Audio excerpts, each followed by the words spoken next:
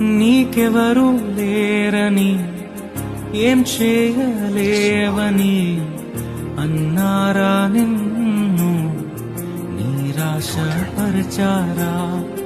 పురుగంటి వాడవని ఎప్పటికీ ఎంతేనని నా బ్రతుకు మారదు అని అనుకుంటూ ఉన్నావా?